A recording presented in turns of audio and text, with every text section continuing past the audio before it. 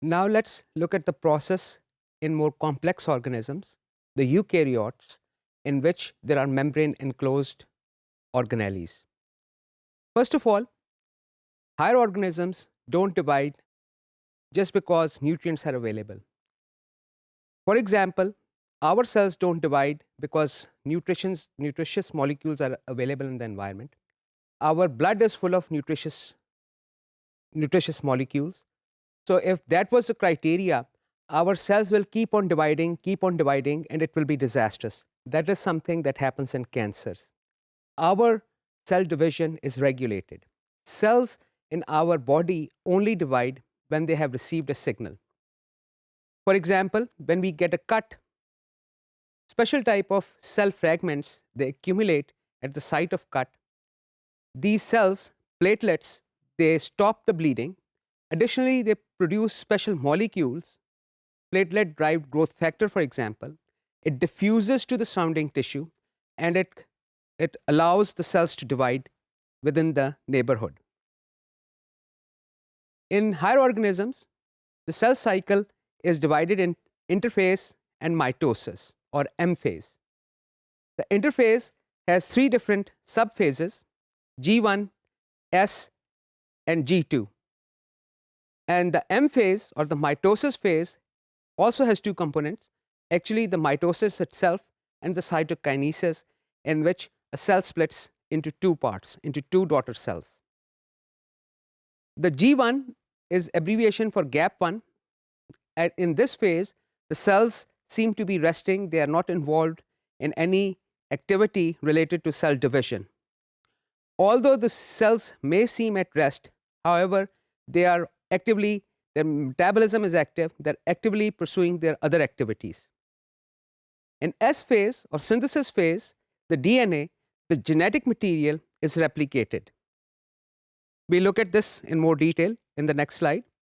In gap2, after the DNA has been replicated, cells are preparing for mitosis. They have to make cellular machinery that will now separate the replicated genetic material and form two different daughter cells. So let's look at some of the parameters of this process.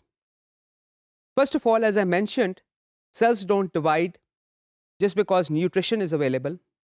They have to divide in response to a signal. When cells are in G1 or gap1, if the cells have received a signal to divide, they will make special protein. These type of proteins are called cyclin proteins because they're made and they're degraded after a particular stage in cell cycle is over.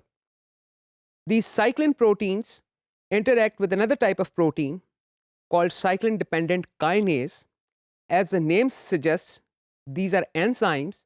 They can attach phosphate groups to different proteins, their target substrates.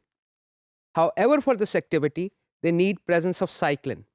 And cyclins are not made by the cell till the signal for growth or cell division has been received by the cell. When the cell receives this signal, in G1 phase, cyclin D is made and cyclin E is made. These two cyclins interact with CDK4 and CDK2 respectively, thereby activating them. These two cyclins are allosteric regulators. They attach to these enzymes at a specific location and cause a conformational change which allows these enzymes to phosphorylate different target proteins. One of the target proteins for these enzymes is an RB protein, retinoblastoma protein. Retinoblastoma protein is a brake, is a negative regulator for DNA synthesis. Once this protein, RB protein, is phosphorylated by CDKs, which are now active, they're associated with cyclins, this RB protein can no longer hold an essential protein called E2F, which is required for production of proteins or machinery that results in DNA replication. Similarly, there's another cyclin called cyclin A, which interacts with CDK2 This happens during S phase, and it causes the production of materials which put cell in the S phase.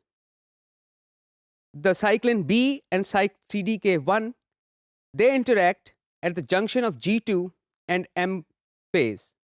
That is where they are going to prepare cell for mitosis. Additionally, I would like to mention, as you can see on your screen, there's a protein called P21. This protein is a very important protein. This protein is basically sensing, looking at the DNA damage. If the cell's DNA has been damaged, you don't want to make a copy of damaged DNA, because once a daughter cell has been formed, two daughter cells in fact will be formed. If both these cells have damaged DNA, you are creating two cells which will not be functional, or they will not be able to function properly. So as long the DNA is okay, the CDP21 will not be produced, and it will not inhibit the cyclin D and cyclin E functions. However, if this protein is present, there are other components, other proteins in the cell that they are monitoring DNA integrity. If the DNA is intact, this cell will be allowed to proceed into S phase.